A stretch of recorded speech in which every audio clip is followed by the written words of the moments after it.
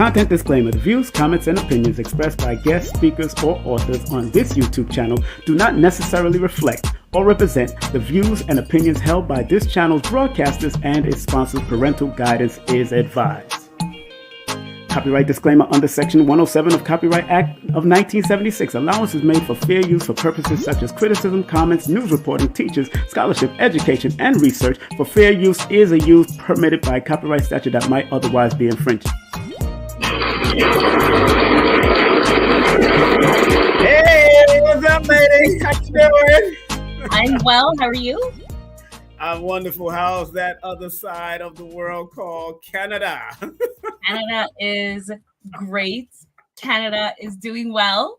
Oh my goodness, yes. And we got a very good guest coming up at the top of the hour, family. So y'all don't touch that dial because we're going to have things running wild. But do remember, we do like people to like, subscribe, share, and comment. But you got to comment respectfully because, you know, I get rid of trolls real quick. Okay?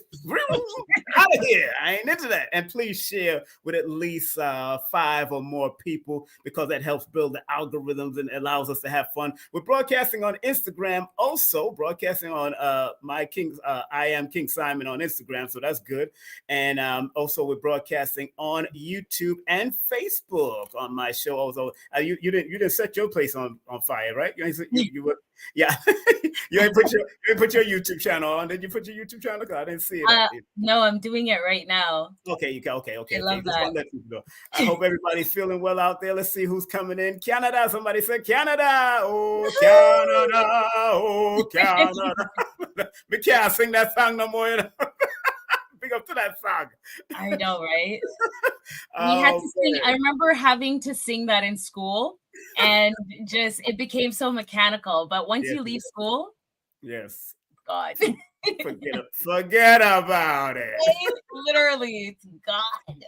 Exactly. Before we bring on, we got 3 minutes before we bring on. Let me just remind our audience of what else is coming up.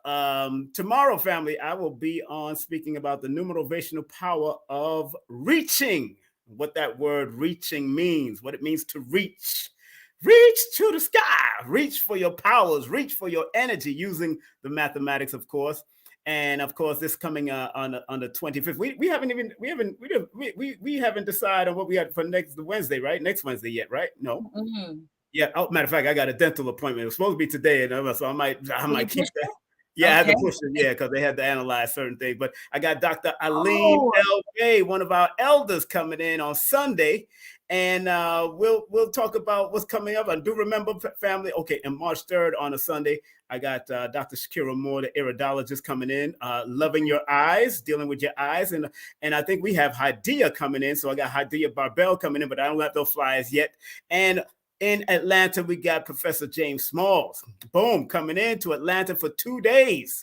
This is the early bird ticket. It changes to another price on March 1st. So make sure y'all get it. And then we're doing a private all-day workshop with Professor James Smalls. Matter of fact, it's going to be a symposium, Q&A, no holds bar, no videotaping, no audio taping, no pictures, nothing taken until after it's finished.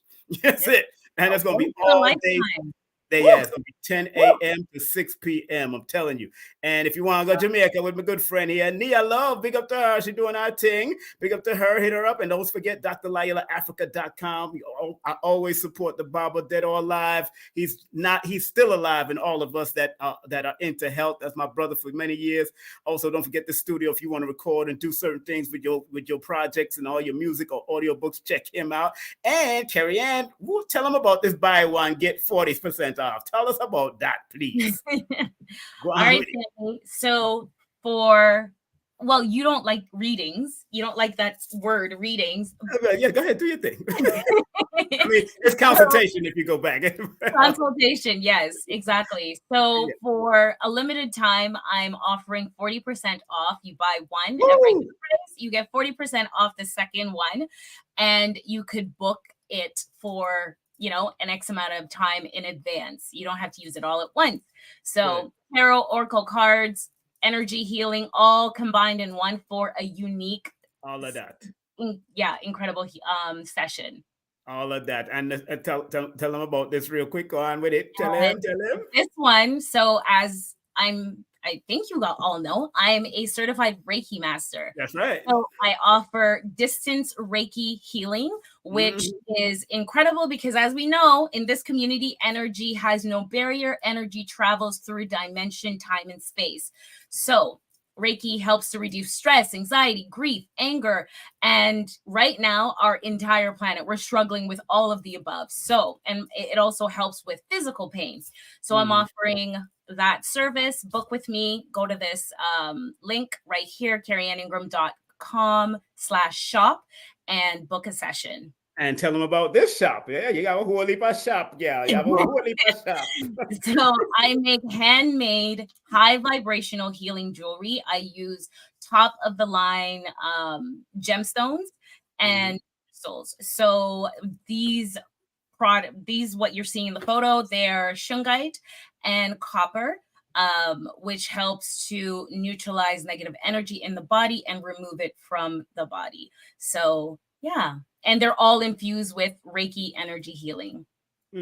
Powerful, powerful, powerful. You heard what she says. Of course, I always like to shout out my Baba Lloyd Strayhorn. Big up to him all the time. Hit him up on his website. Look out for my audio book coming out, Numerovation for Mental Stability, in a fun way. I've been practicing. I'm going to knock it out in one day. That's just what I'm going to do. Oh, you're going to kill it. And look out for the new children's book, Let We Tell the Story. Black history, melanated history. Look at this new children's book cover. Big up to Rainbow, Rainbow Art, who actually did the whole spread. It's beautiful. I can't wait to reveal it to y'all, and make sure y'all get all of my books on Amazon or Kindle. Of course, you see it all here, a lot of mercy. Yeah.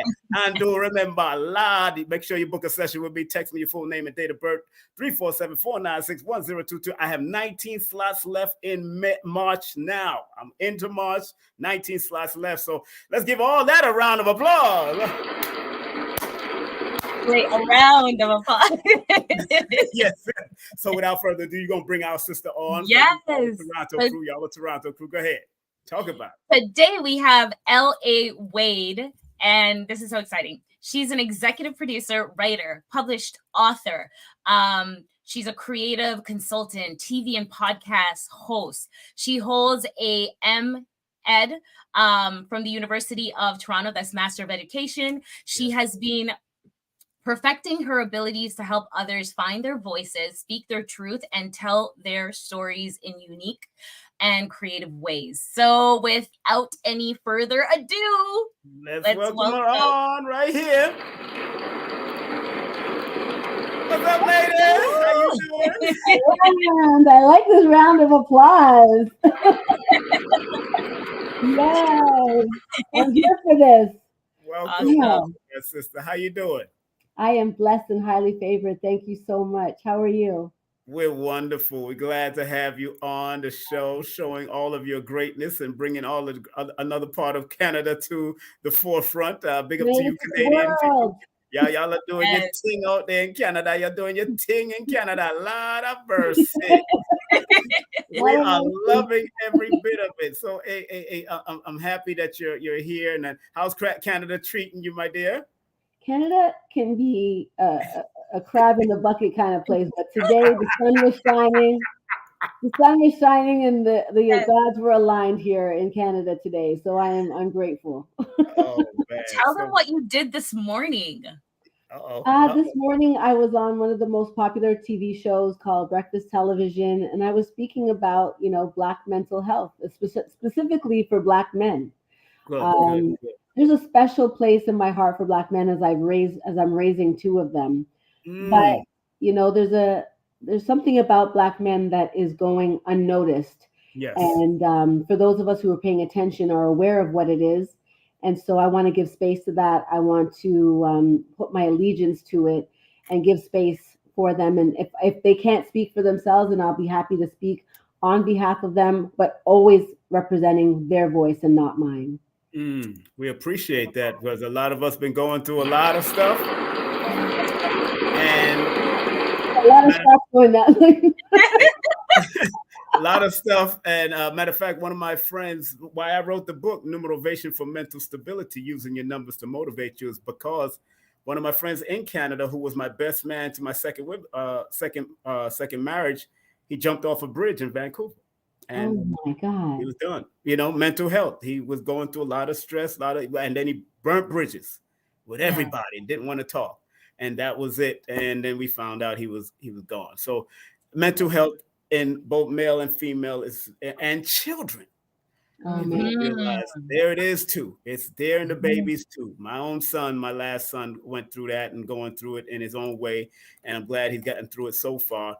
But also, when I look at the metaphysics of it, the numbers shows up again. The primary numbers of mental health has been the number 4, 7, 8, and 5 and 3 in numerology, the study of numbers. And my friend there that jumped off, he was born on the 13th, which is a 4. So, and then I seen another friend that took a life 13, 4. My grandfather, 22, 4. I keep on seeing these patterns. So once I know these patterns, I say, oh, woohoo. Wow.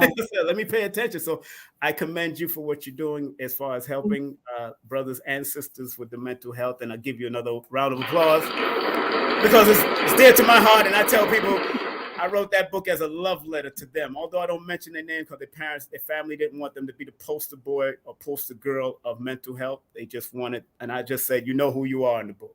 And they know, because I've dreamt about it. So I know what it is. So commend you for doing what you're doing. I'm so sorry about your friend. That's just, man, hey, look, it is heavy in the street.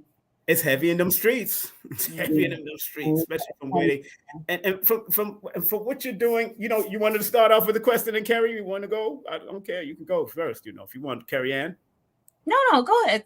No, I mean, I was gonna let you, flow first if you want. Let it flow. But she said something, and that's what got me now riding a wave here. I think that's important.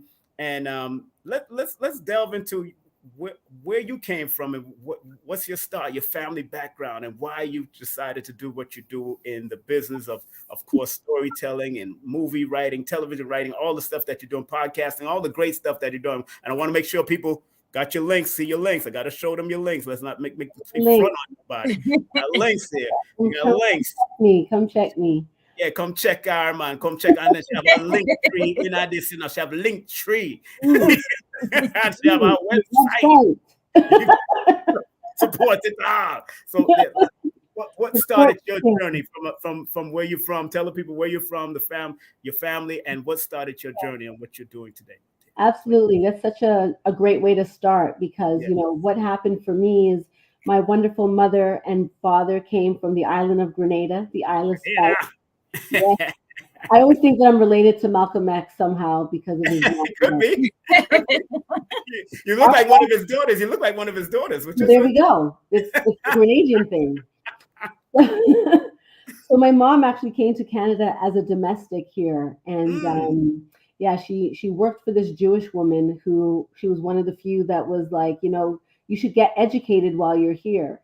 So they had her go and do some work around psychiatric nursing, and she got her degree with that, and she ended up working at what is now known as CAMH, and she worked there for over 30 years.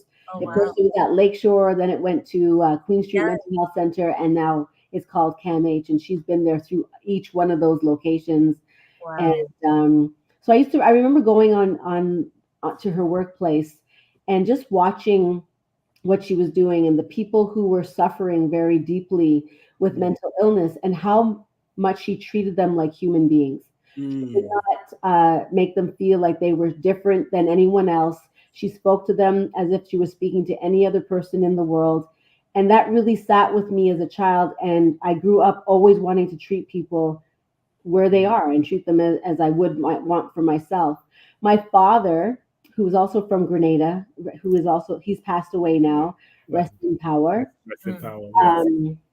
He was a Rolling Stone. Let's just talk the things then. When you come from the Caribbean, you have, extramarital affairs and extra children. But my mother, again, to her detriment or to her wisdom, she allowed us to all know each other. So while my father we have 10 siblings, and she made sure that we all knew each other and respected and loved one another very much. So we don't even think of them as having half brothers and sisters. They were just all my brothers and sisters, including the brother who is like a twin because I was born in October and he was born in February.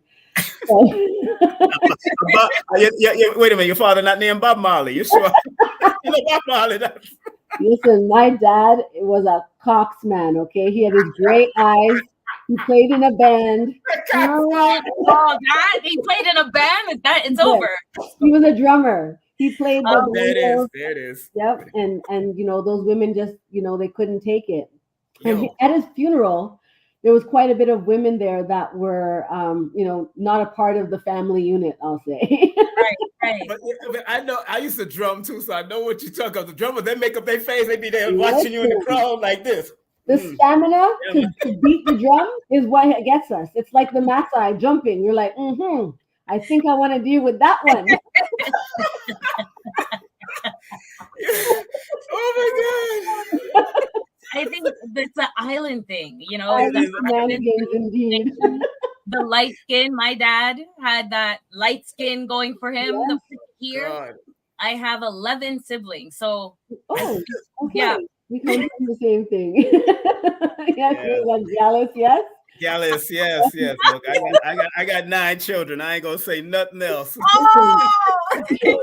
I don't want to segue into my book, The Adventures of a Recovering Sex Addict, but it comes from somewhere. You know what I'm saying? Yes. You know what? Segue into your book. So how was your? We still trying to build up to her life. My life. Sex addiction.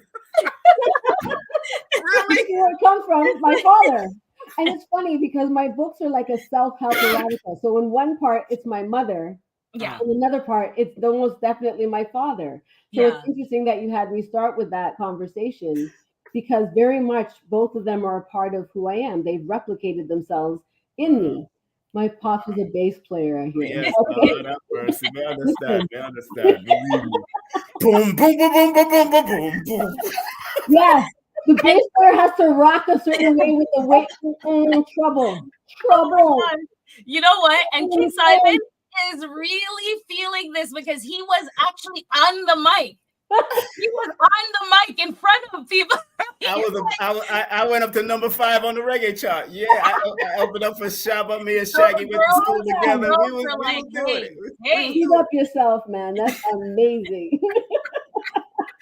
That's why I'm laughing at all of this. I'm like, I probably knew our father, like this. No. All right, let's calm it down. Because I know. That was good. I like it. Okay, so they made me, and they came here. I had all my siblings with me, and I grew up in the city of Mississauga here, and I was not treated well as a child. So after all of that funniness and whatnot, it was a very difficult childhood. I went through a lot of pain, and I eventually left home at 16 and just tried to make my way because I figured anything's got to be better than this. Yeah. And I just developed a work ethic and a resilience through those many years. But I always was in concern with my community. My community was always very much important to me, and I always created initiatives that would reach out to the community. I started to get my awareness when Public Enemy came here back in the 80s. Yeah, I worked with him. It blew my mind wide open. Wow. When I would hear those things, African Bombada, like hip hop is such a big part of what created me. Yeah. That authentic hip hop that is, it's funny, we're doing the documentary on Professor Small, and it's called Can You Hear Us Now? And his portion is called A Small Book. And what I really love about this documentary is that it really speaks to who we are as a people, as an African people that we don't want to talk about. But that Black mythology that we touch on throughout the short doc is what was given to me through hip hop. It was a different type of Black mythology that didn't include my narrative as a slave. Yes. That slave narrative was always a part of recommending who I was as a person. It was trying to inform me of my identity. And so learning about, myself through hip hop, it made me open up a book. Stolen Legacy was one of the books that I read. George T.M. James, yes. It opened up my mind to so many different things. And so this was always, Candid, it's hard to, really manifest and represent that knowing because it's just not available to you around you. right? So you might have this knowledge, but you don't know necessarily how to walk in it because it's definitely not around you or supported by the amount of people around you. And even those that are around, they don't all have that knowledge because our Caribbean roots and our struggle is what keeps us, just trying to keep moving. We don't have time. We like to say that we don't have time for this. But you got to make time because you will get left if you don't. Yeah. And so after running away from home and trying to build my life on my own, making I did the same thing, Lord. Tons of mistakes. I mean, I've hurt so many people in my life. It's ridiculous. It's amazing that I can even have friendship right now. But I'm just talking to things now. Okay? My second book is called Friends with Benefits, but mostly liabilities. So sometimes liability. we gonna look at all them books later.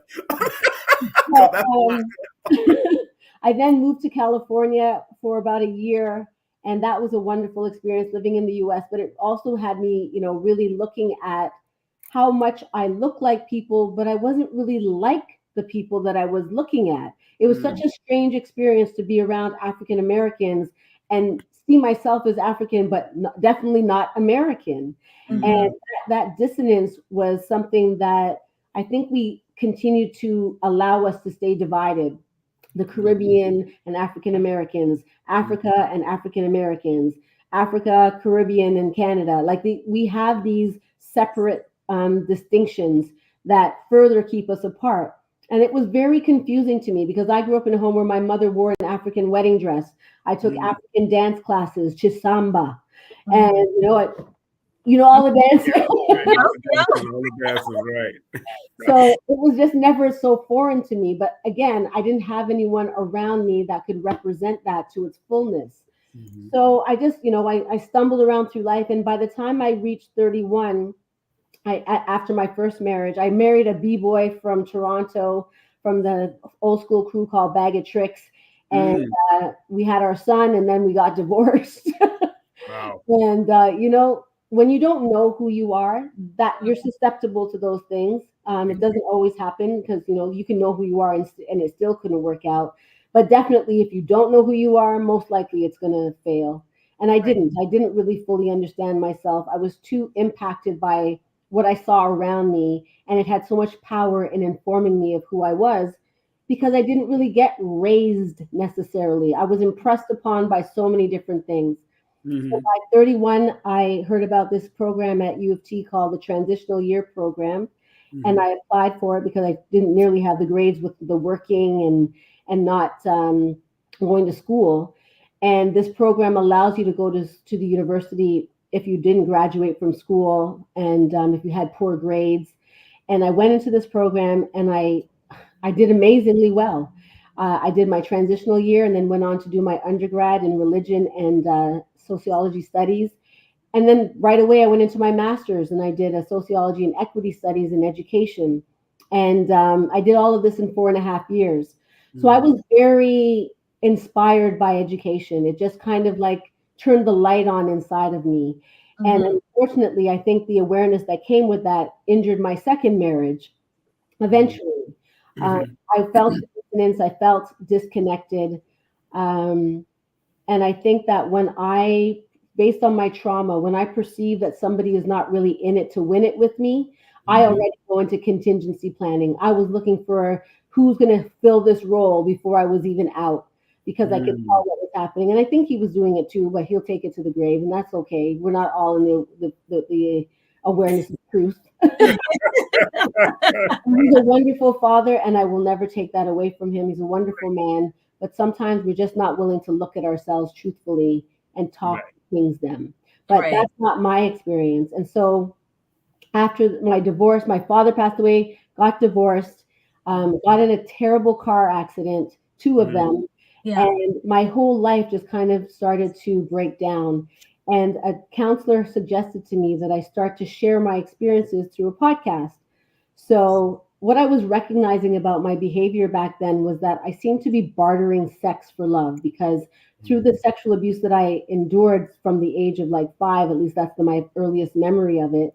I just, that was what I learned. I learned if during those really prime years. And I never done anything different. And the men around me always led with that. So I just thought, oh, okay, that's what you do to gain the affection of someone, is that you give them yourself, not realizing that you have to keep yourself and invite somebody in, not just give it away. Right. But you know, you learn this after the fact. And so what I did was, well, I did something called Cocktails with LA. Where I would go around and do streeters where I'm asking people, you know, love, sex, and dating stories. You know, what's your favorite music to make love to, and you know, what do you, all of these crazy things. Right. And so that was done in 2019. And I snuck over to Chicago for the NBA All-Star game in 2020. Moved my ass over there with my cameraman, and we had this microphone. And the person saw my microphone and saw the mic flag, so thought I was legit. And they gave us passes, media passes, to get in. And so I was on the red carpet interviewing all these people. I had no right to be there. But clearly, somebody else had other plans for me. So, and you know, what's so funny about that is that 11 is the fame and fortune number. So you can attract and pull that towards you real quick. I'm ready. It's coming to me. I'm calling in everything that the devil stole from me. Okay. It's coming.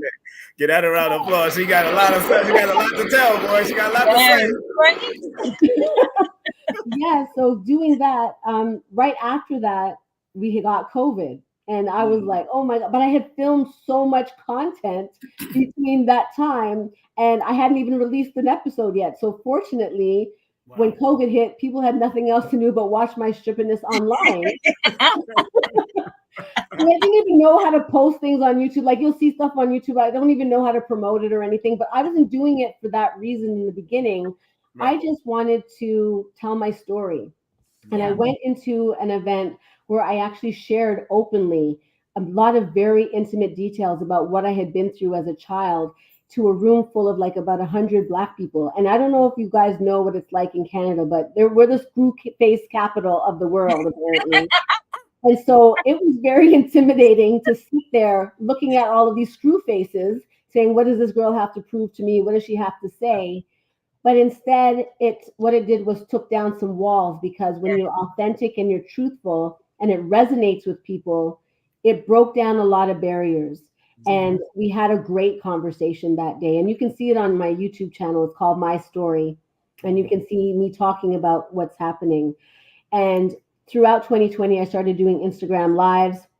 And you can see, I mean, I think I posted a couple of them on my YouTube channel. But one of my most famous ones was, are white girls better in bed? Because we hear about, all I can hear about is, oh, white girls do this and white girls do that. And I told them, and you'll hear me say it in the video, like, but I do shit. What's going on? So a brave white woman to come on. And one of the most profound things that white woman said was, we may have seen better, we might appear better in bed because of our privilege. And I said, privilege in the bedroom. And she says, yes, because they walk through this world feeling safe.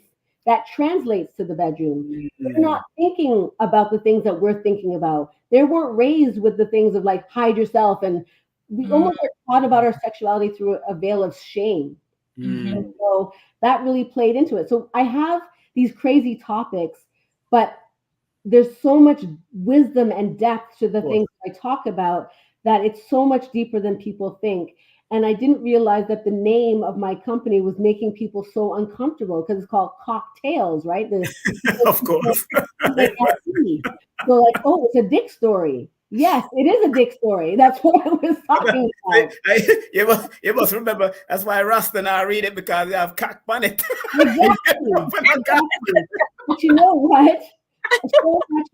So many men, my audience is very balanced. And the reason why my audience is balanced is because I am all for gender equity. I do not believe in only empowering women and leaving men behind. About time. we need to move you back to the United States. No, you're not taking her. I might come. Hold on 1 second. Let me remind everybody that her link is pinned in the chat. So if you want to go to any of her link tree and the website right there that I'm showing, and you could go right there in the chat. It's right under either King Simon right here. Present. It's pinned in the chat. So you could go right to her links for all of her products, all of her books, all of that stuff, all of it. Go on in and support our sister so we can make sure she gets bigger and bigger and bigger so she can keep on helping us. All right? Yes, I have messages. Thank you. Thank you. Go ahead. So all of that happened. Good. What's that? Oh, Carrie, no, did you have a question? she's still sharing. Okay. She's still journey. going. Go ahead. Well, this is how I got into the writing. So I started to, so after doing all of that, and I also became, I don't know how this happened, I became a reality housewife. I hosted a reunion special. You know, they host reunion specials. The wives came, they had their big fight on the stage, and I'm just there trying to be like, oh my God, hold this down. But after the show, they're like, why don't you become one of the wives? And this is a Nigerian reality show. And I'm like, I'm not Nigerian. At least I don't know that I am. Right. I fully have like this tattoo. I don't think you can see it, but it's the dual Sankofa. So I've branded myself a Khan. It is. Oh, wow. Look at that. That's Sankofa. Yes. Wow. Right? So I'm like, you want this Ghanaian mark in the Nigerian talk show? Okay, reality show. Okay, let's do this. And I did it. I did season 3, and we just recently won a Black Actors Film Guild Canada Award. Reality show. And I just had no idea. Yeah, I don't know why this is all happening to me, but it doesn't matter because the message is what's most important. Yes. And I think I have a way of taking things that seem light and maybe a little taboo and helping people just really look at themselves. It's not that hard. And I lead by example. So I started to write down the stories. I would come to New York looking for man all the time. And I'm like, wait a second, I get the same mashup from overseas as I do here in Toronto. So it must be me. And those hard looks, I remember praying so hard that I wanted to see what I can't see. What is blocking me? Remove the blockage. I don't know what I'm going to do when I remove all of that blockage, but I want to see and I want to attempt to heal it. And little by little, I started to hold myself accountable to how I was showing up. And that's when the writing started to flow. That is when I started to write this self-help erotica where she's a recovering sex addict, meaning that she's engaged in the healing. And that work is not pretty. People talk about doing the work. I've had suicidal ideation. I've been on the floor in the fetal position. I've lost so many friends because as I'm trying to figure out who I am, I'm very angry. I suffer from complex PTSD. Very real things that our community kind of just like, you just think, oh, that person's not good or bad vibes, whatever. They don't understand that people are struggling for real. Yes. And when I was able to articulate that in the stories while also talking about the dating that I was doing, it'd be like I met homeboy and then this is what flared up for me and this is how it played out. So when you are not dealing with yourself and you're trying to date and find somebody to be a part of your life, a whole bunch of things are going to happen if you're not careful. And so I just share those stories. And I was meeting a lot of married men, a lot of F-boys. And so that's why my first book is called Married Men and F-Boys. And take you through a bunch of little stories. But what's most profound about it is I'm not throwing those men under the bus. I'm looking at myself and how I showed up to allow these people to be a part of my life and how I participated in those relationships. Right. And I wrote down, about 4 pages of a script because I always wanted to do a movie. I used to dream like a camera lens back when I was younger. And I never thought in a million years that I would ever do a movie. And I did this movie with a proof of concept thanks to Carlos Anthony, who's my grant writer. He was my grant writer out here. And we got the money. And I was like, oh my God, I'm going to do a movie. And I'm like, you know what? I'm going to use my book as a way to continue to leave the two things together because, that's intellectual property that even if they pick it up as a series, I'll always have that connected to my name and to what I've written. And hopefully that will increase the sale of my book. It'll be like money that I didn't mean to make that's just going to be making money. And I filmed the movie in 2023. We took 10 days. It's called Thirsty as Fuck, The Adventures of a Recovering Sex Addict. And so in my book, I call my character Callie Church. That's her. It really is. This is a real picture that I have of myself, nude and everything. But the person who I have to pull my glasses down for this one. My blue blockers for this one. Joseph Bonsu, it looking nice. It looking nice in our cartoon. The Bucky's high. The Bucky's high. See, so I'm an old gallus. You leave me alone. Leave me alone. I'm an old gallus. I'm not in the married men and F boy situations anymore. I'm very happy and in love. In a relationship. I'm very happy now. Congratulations. As long as you're not in a situationship, you're good. I'm not in a situationship. I'm in a loving, committed relationship. That's so beautiful. He is everything to me. So but anyway, regardless of that. Yeah, what I was going to ask you actually is, in order to get to the book, you had to have gone through the come to Jesus moment. What was that like for you? What was my come to Jesus moment? Yeah. I think it was the massive exodus of almost every single person I've known in my life, throughout my life. I wasn't connected to family. It was right during the pandemic.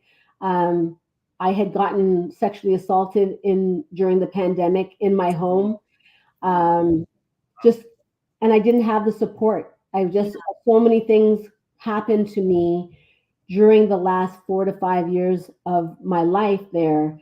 And it just kept getting progressively worse. And that's where I was saying that come to Jesus moment was my prayer to say that this can't just be everyone else doing this to me. I'm doing something here and I don't even know what it is. People don't understand that blind spots are real. Yeah. And I was at least in the awareness to say, I don't know what it is because I can't see it, but to please show it to me. Yeah. And little by little, the accountability started to come in. And I started to see myself truthfully.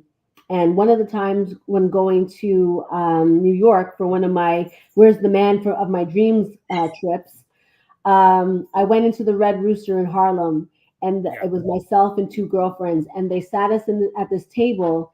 And when we looked to our right, it was Professor Small and this other Nigerian gentleman that they put us next door. And the African gentleman started to flirt with she's an actress. Her name's Olanike Adelaide. Yes. Yes. Girl.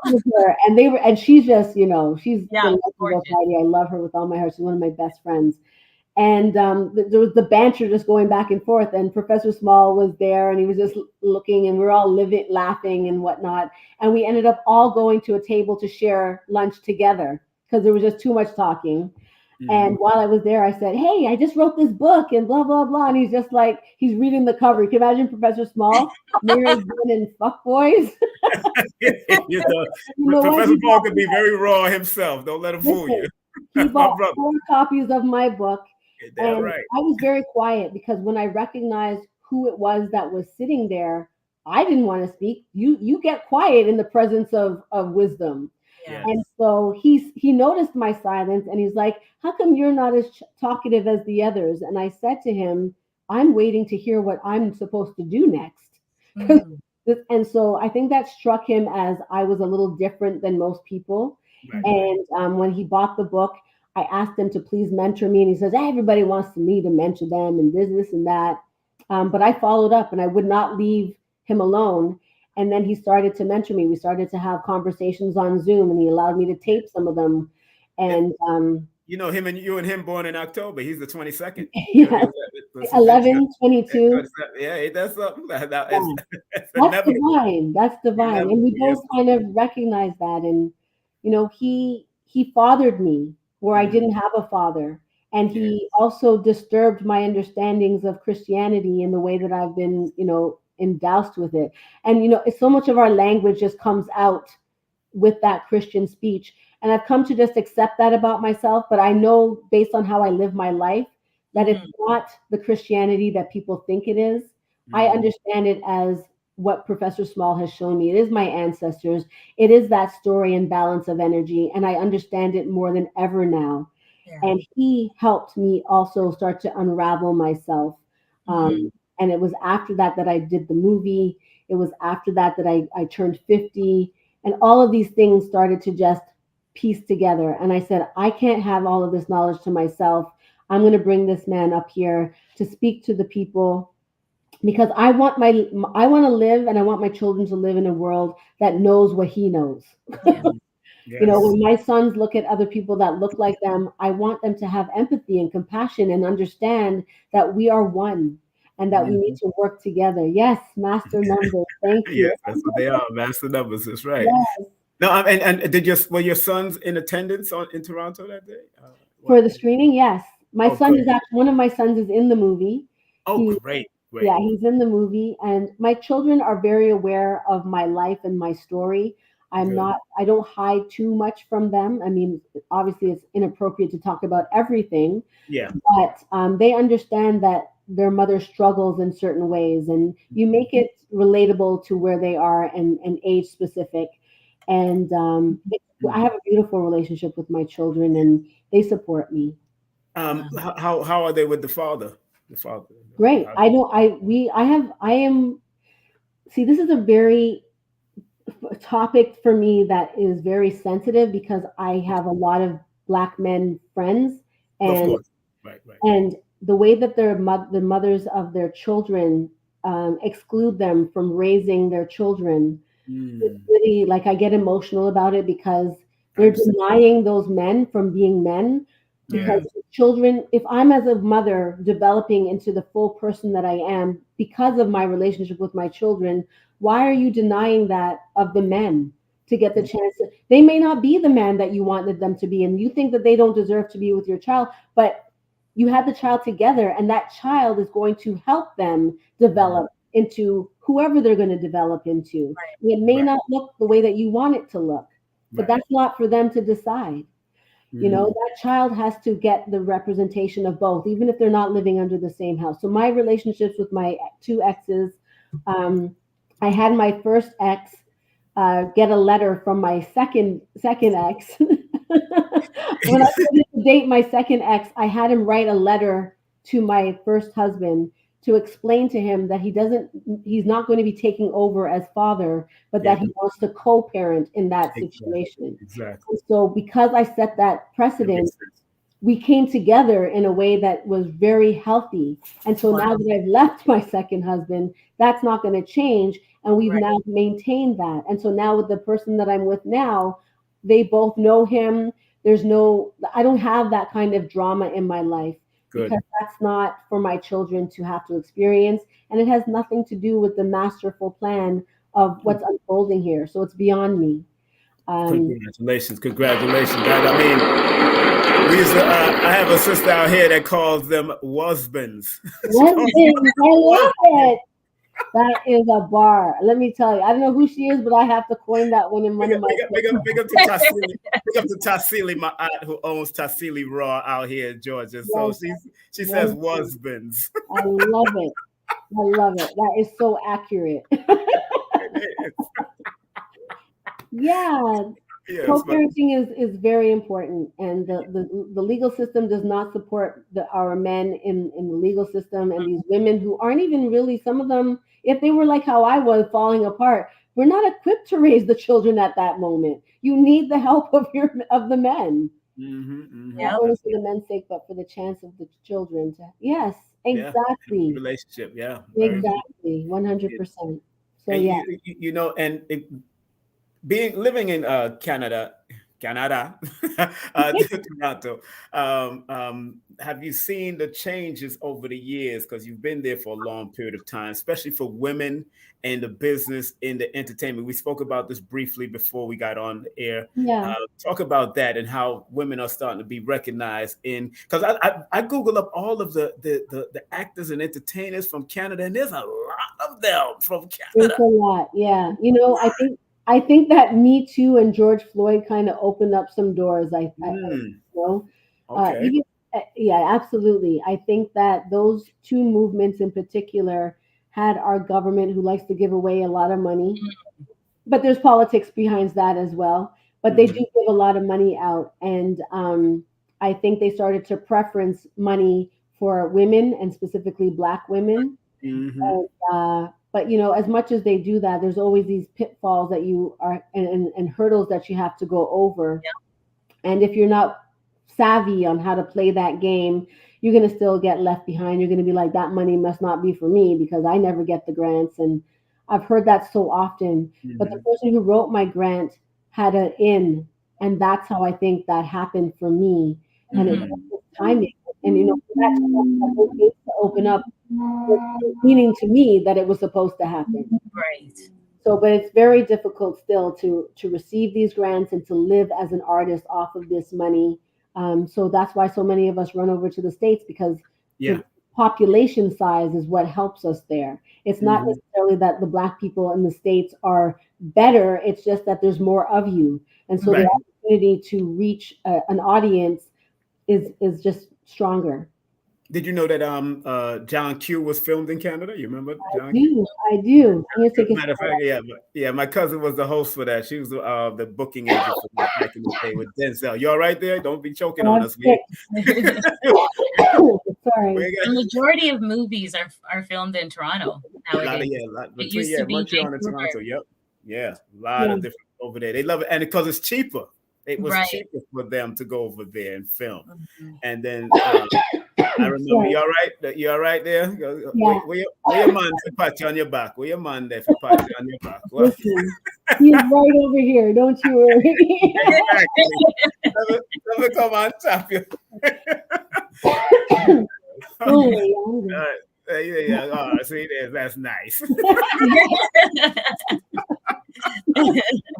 Oh man. Yeah, they film a lot of movies here for sure.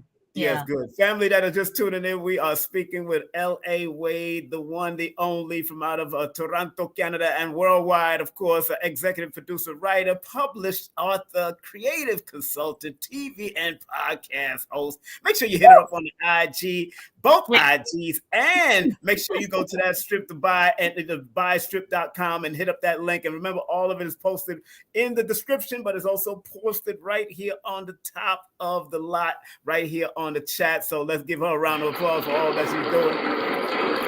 Yes. Yeah.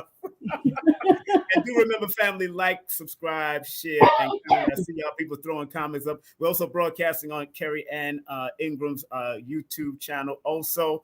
And, of course, on my King Simon Presents on YouTube and King Simon Productions, and on Instagram also at I Am King Simon. So any questions y'all have? People might want to get into television and radio, how to do it from a sister's point of view, from a brother's point of view. Some of y'all might have a movie inside of y'all might want to put up and put out, make it happen. We all have a movie inside of us. We all got a movie, yes. We all got a movie and a book inside of us, for sure. Yes, go ahead, Carrie. I'm sorry, go ahead. So your construction of the book, which is like, I have to let's give her like some more applause, because one book is challenging. I've been trying to write one book for over 7 years. Like literally. So you have several books under your belt. That's incredible. That have been a source of healing for you.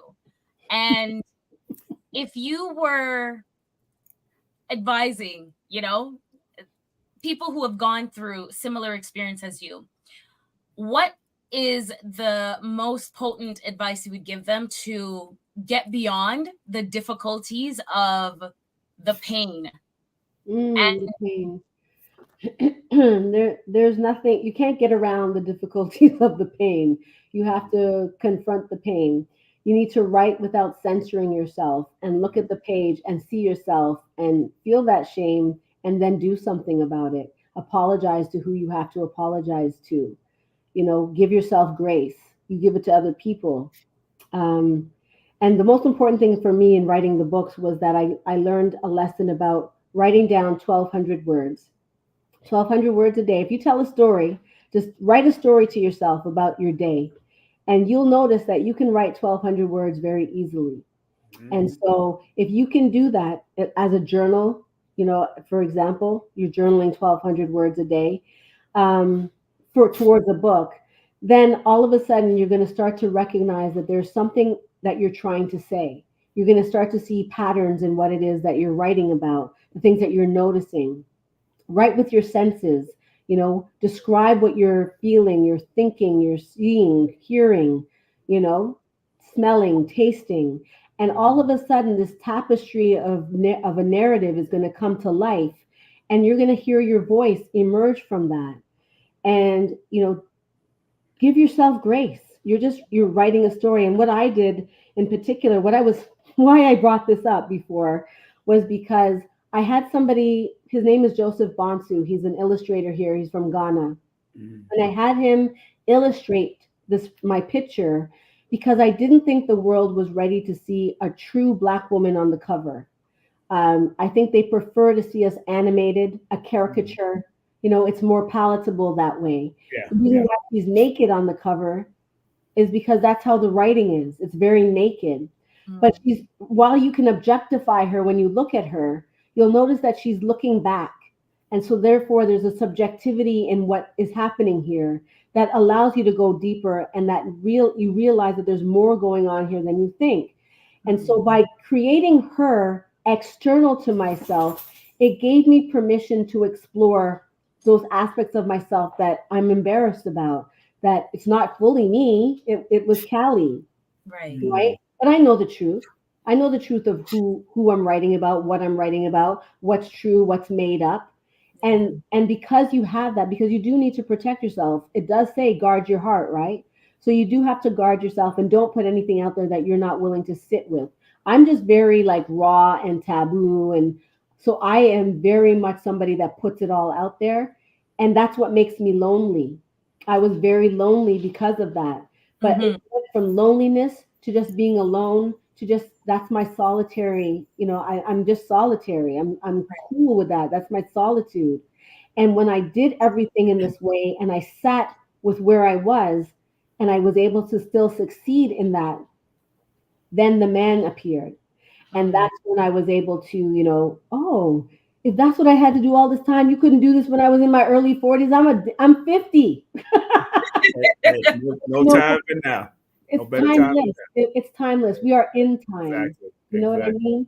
So everything that I'm having in this moment is it's just life. It's just beautiful.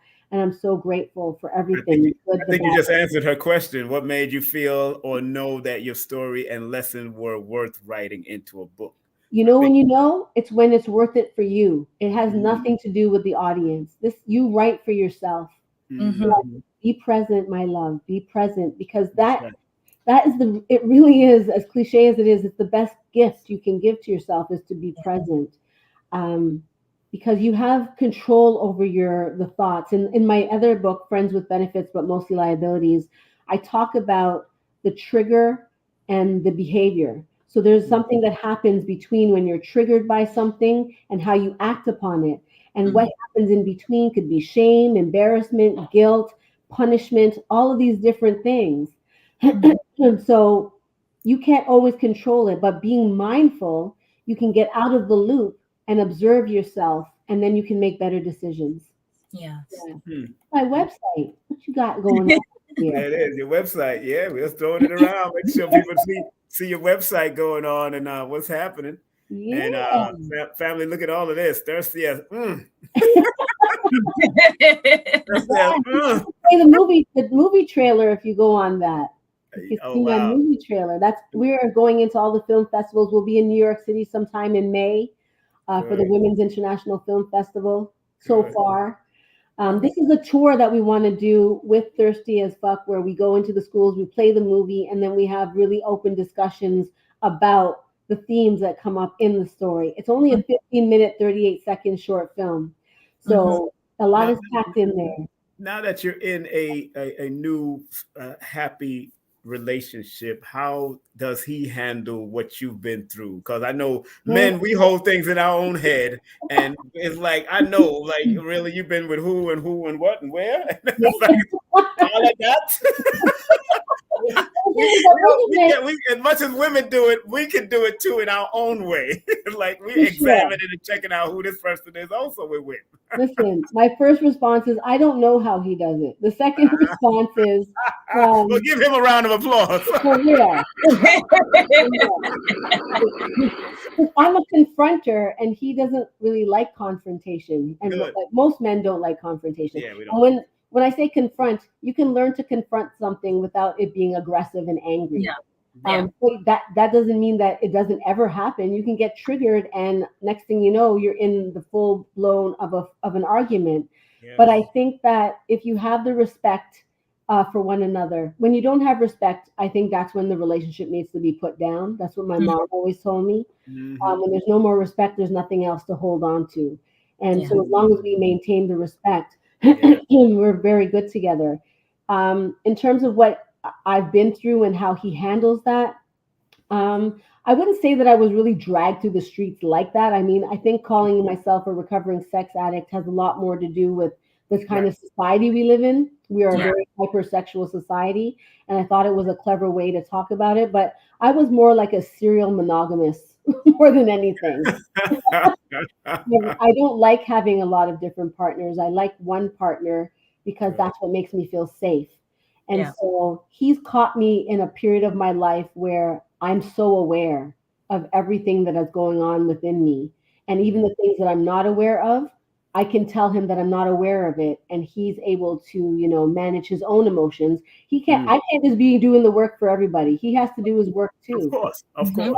And so his willingness to show up in the healing space, in the spirit of healing, we always say, let your living be your healing. And so we live every day and every moment towards that healing. And what's happening is love. That's amazing. I wish that for everybody. Congratulations. Black love. Black love, melanated love, Moorish love, all the love we can get. Professor Small said that none of us knew how to make love as an African. And I was like, oh my God, what does that mean? That's right. When he described it, I was like, oh shit, we got this. Yeah. We got this. So yeah, I'm blessed. Now I'm on your link tree now.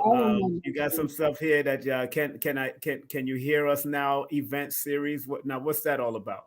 Can You Hear Us Now is an event series that I'm going to be filming my documentaries through because we can't always get money. I can throw an event, film it, and then I'm going to get a documentary out of it. The little short documentaries. I'm building a body of work towards the freedom and empathy of our community. I want to promote almost everything that I do. It requires group economics within the Black community.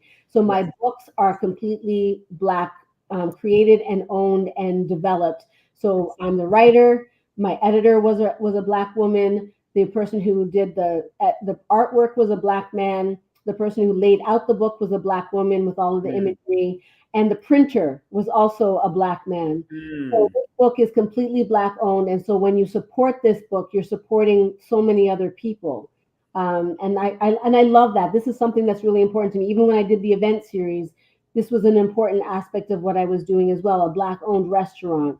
A Black manager of the studio. He doesn't own the studio, but he basically runs that studio. And I wanted to support him because I could have done it anywhere. But I purposely do these kind of things because I love my community very much, even when they don't love me back.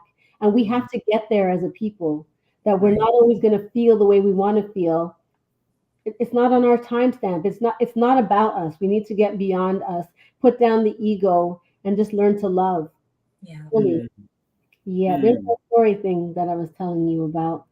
Yes, I see. You could buy it from Canada, you could buy it from UK, you could buy it from America, you could buy all of our books, all of that. A Married Men and F-Boys. Friends with Benefits. Yeah, with benefits, Lord have mercy. I've had a few of those in my past. In the Friends of Benefits book, I have at the back of the book a SWOT analysis. I don't know if you're into investing, but anybody, whoever is into investing, you know that a SWOT analysis does, a deep dive. I'm so sorry. I was under the weather and it's catching up to me. You're fine. So the strengths, the weaknesses, the opportunities, and the threats. Right. And so when you break down what these things are and the people that you have in your life, you're going to start to see a pattern of whether or not you should cancel or counsel them back into your life. I got that in counsel culture. I love it. Nick Cannon is on it with that. And I'm so here for that. That's where it's got to be. Nick Cannon is born October 8th, so go figure that one out. Oh my goodness. I can't wait to interview him one day. Yeah, a friend of mine, he's good friends with his Mr. G. He talked to him on a regular. I'll see what he can do. I'll find out what he can do. Because I will have another wonderful event series up here, and I'll film that shit too. Yeah, no, that's good. That'd be big. You have to because Nick does. He'll do a lot. He'll do the work, man. He comes out and do the work. That's what I love about him is I feel like we have that same passion, and I think that we've had that same guilt that makes us do these things to kind of switch up our karma, because we know that we haven't been 100 all the time, but our intention is good. You know, we live with our heart, and I don't know what he's going through, but I know that when I lead with my heart, I'm just looking for safe places. He going through 12 children. That's what he going through. The second book is what he's doing. He's a Hebrew. He got 12 tribes. So you know what he's doing. 12 tribes of Israel. I'm going to have them all named.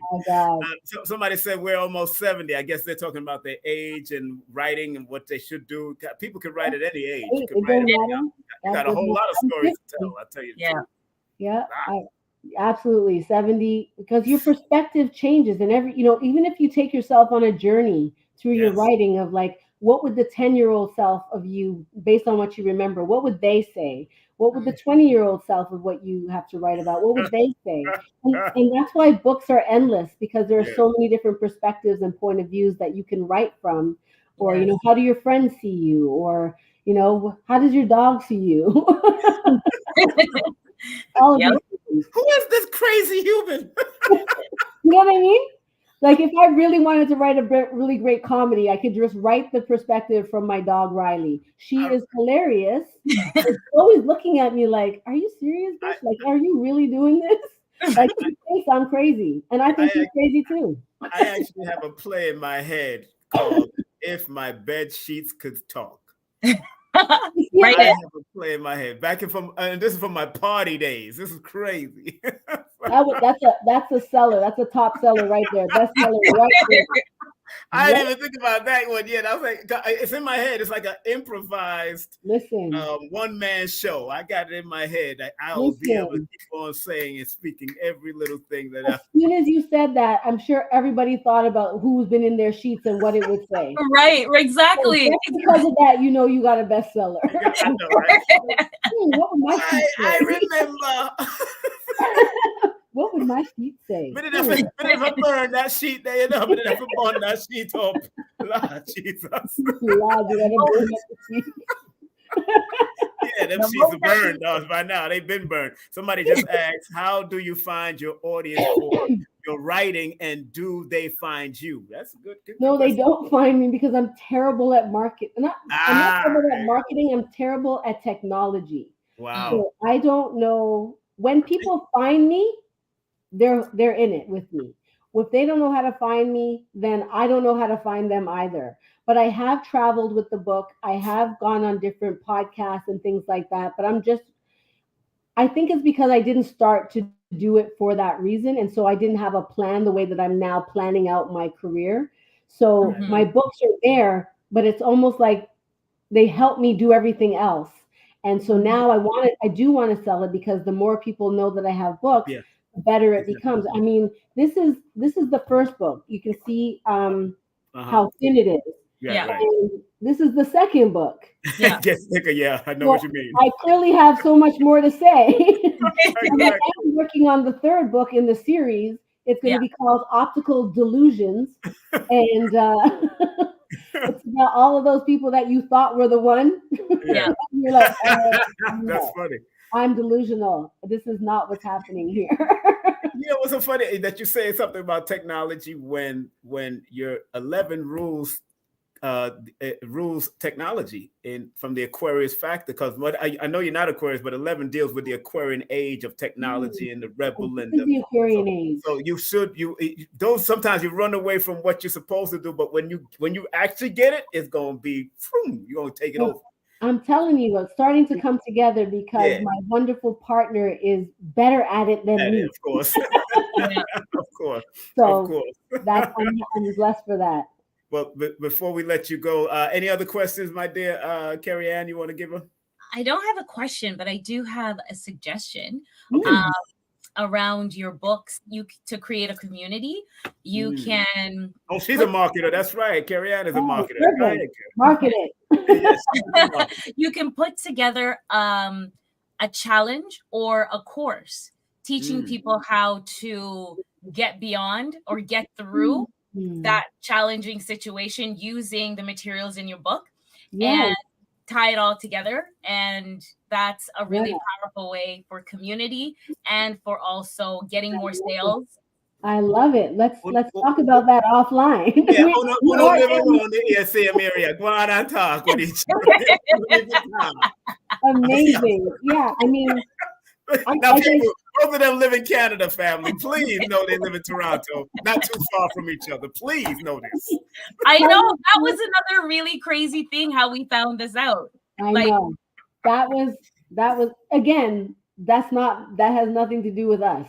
Yeah, exactly. You know what I'm saying? That has nothing to do with us. That me chasing man has led to all of this.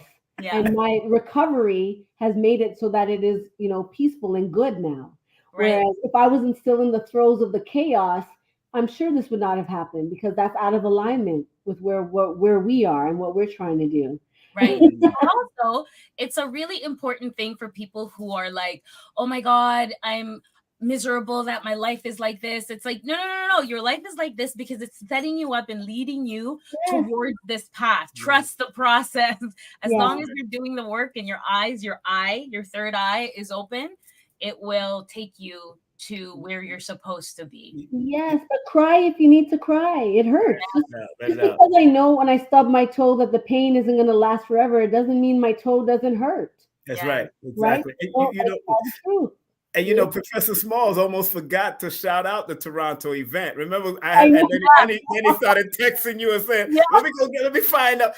Then he shouted out. That's when Carrie Ann knows that he's coming. It's like, wait a minute, you coming to Canada? In February on my birthday, February 1st is my birthday that day. So it's I remember that.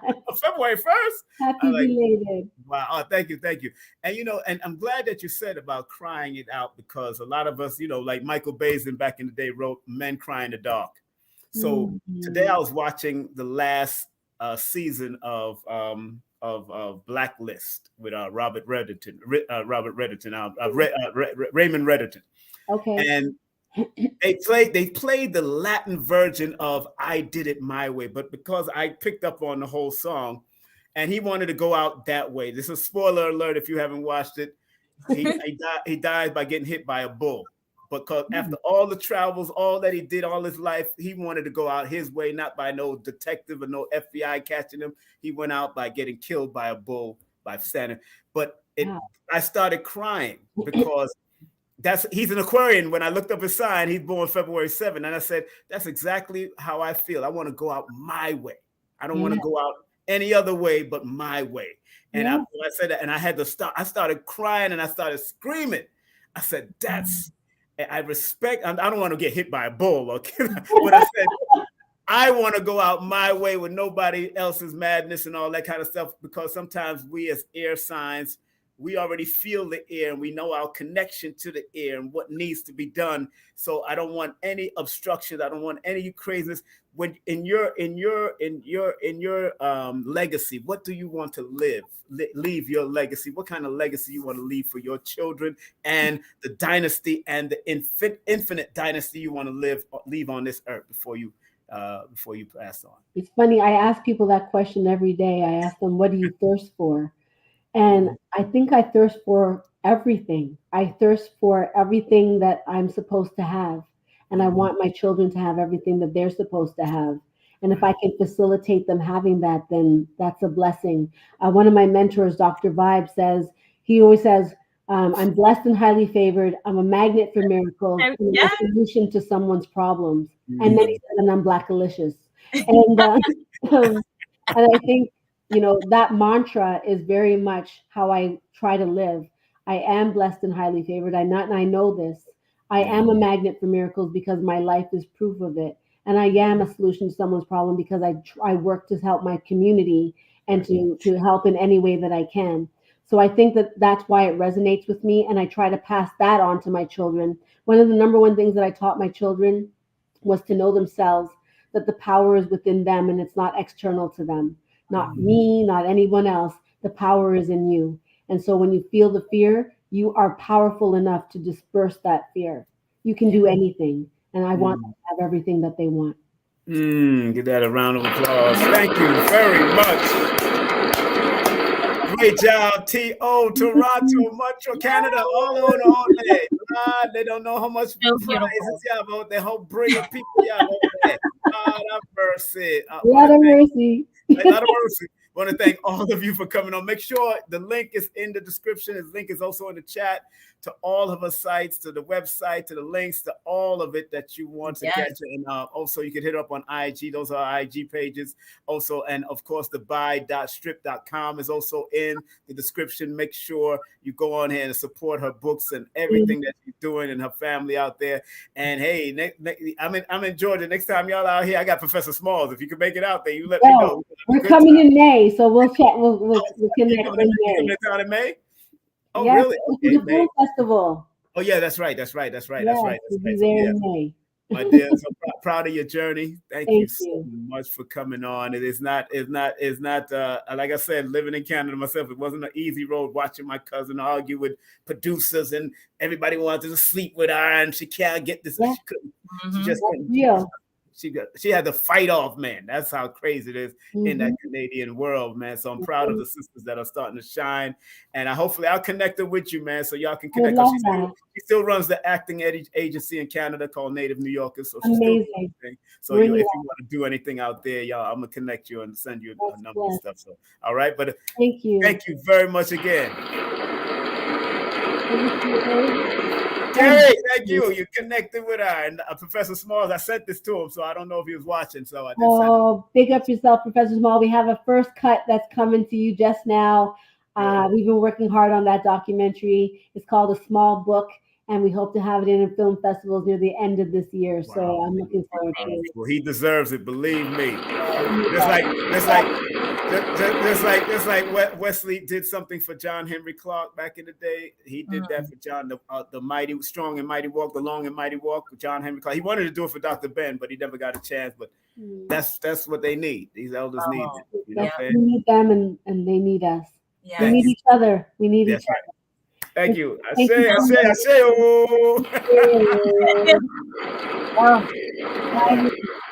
I love. That was beautiful, sis. Thank you very much for bringing it on and everything. Woo! Yeah, all right. How you feeling? You feeling good? Yeah, that was good. I feel good.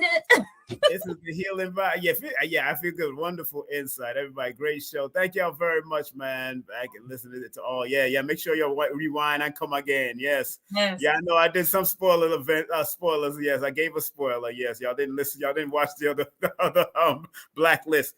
You know, one thing about that show, as he's and I had, when it first came on with Blacklist, I had to Google up this guy's name and his birthday. And sure enough, he born February 7th. I said, I knew he was an Aquarian. Just the way he carried himself. I said, right. And I said, man, this is powerful. So you're picking up the patterns. Yes. And I gave his, because he's very studied, well-rounded with world information. That 7 energy picks up. His alignment numbers are 9. So Chris Rock born that same day. One of my sons is born that same day. Charles Dickens is born that same day. Kid Capri is born that same day. And I see they world travel. They really connected. So I'm trying to focus my youngest son on understanding why he needs to travel on a higher level. Right. You know what I'm saying? So, and keep it moving. You know what I'm saying? Don't play around with this. You know, because it's easy. You could easily go down another route with an Aquarian energy. You can go the other way. You know, it could be depressive. It could be rebel to the point without a cause, without pause. You know, you're on the other side. You're on Aquarius. I am. I'm the female Aquarian. Yeah. And also like being very attentive to the like astrological movement that is connected to your sign and where the planets are, because that really helps us to stay in balance. Yes. Yeah, especially in the Aquarian age, as an Aquarian, anything. Yeah, man. In this age, you gotta, and big up to Lloyd. He did a nice program to get today, showing you the difference between the January Aquarius, the February Aquarius. Oh, did he?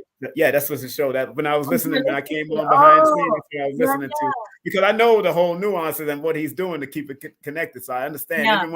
Even when I do, I always tell people that I get along better with the September Libras than the October Libras, and there's a reason, and I know why. That's the reason, just by the numbers and the signs. So, and I know why Lloyd broke it down, and I'm glad he's being more relevant with breaking it down from it out of his book. So, but thank you very much. That was good that you connected with this sister. We were able to talk. I'm glad Professor Smalls went there and did what she had to do, and we might have to connect with her when she comes out here and see what happens, and do what we have to do, and bring your backside back out here too. This time to do a presentation instead of just coming to visit and hang out and go walk our woods and kind of sitting. I'm waiting. Okay, I like the Georgia forest.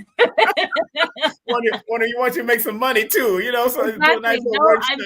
I'm absolutely down. Community, do you want me to come?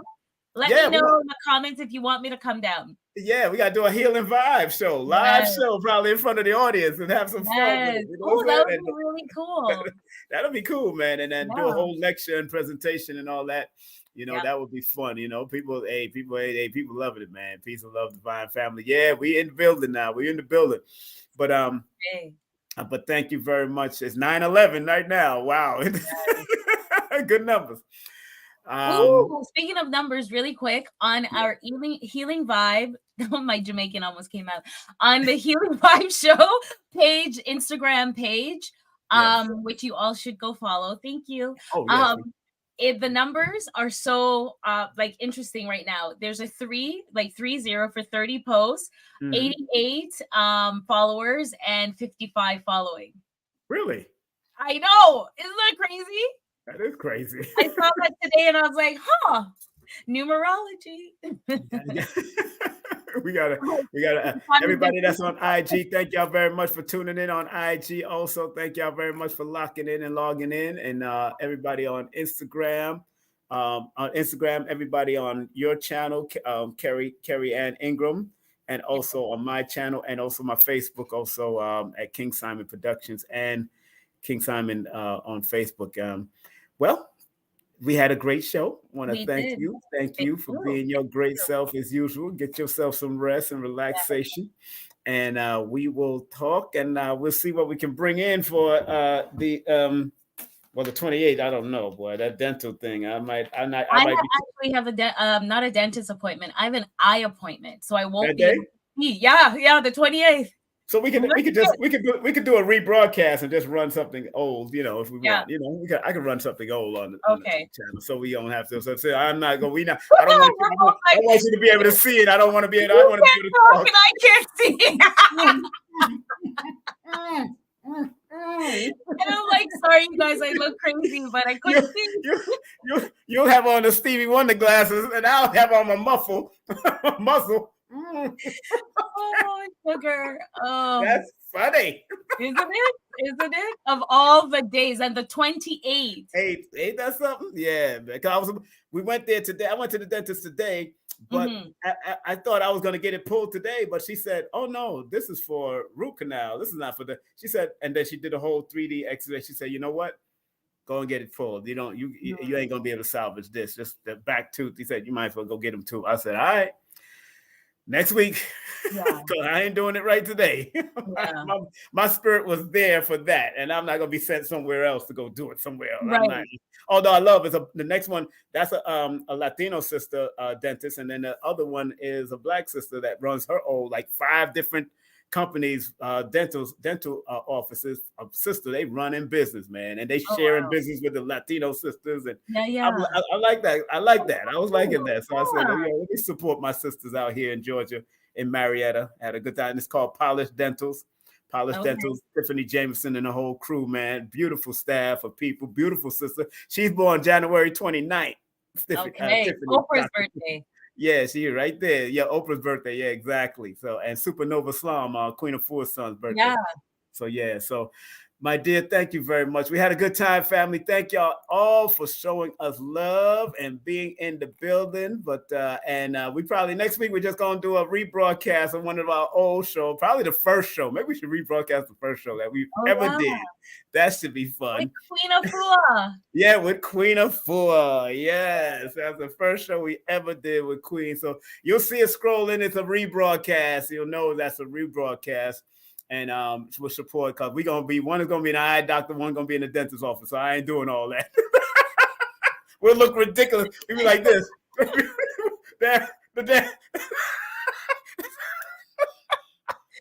Oh, but they love us. They won't judge us. I can't. And thank you to Unc Rising Sun for sending me this Oregon Energy plate to hold my cup on, to rest my cup on the Oregon Energy plate. So big up to Unc Rising Sun, good brother. Yeah. He sent me some stuff, man. So big up to him. And thank you very much, Carrie, for being the genuine Toronto, Jamaican, African woman that you are. Thank you. All right. I love you and peace and love. All right. And family, we'll talk to y'all later. Y'all take care of yourselves. Peace. And we are out of here. Content disclaimer. The views, comments, and opinions expressed by guest speakers or authors on this YouTube channel do not necessarily reflect or represent the views and opinions held by this channel's broadcasters and its sponsors. Parental guidance is advised. Copyright disclaimer under Section 107 of Copyright Act of 1976. Allowance is made for fair use for purposes such as criticism, comments, news reporting, teachers, scholarship, education, and research. For fair use is a use permitted by copyright statute that might otherwise be infringed.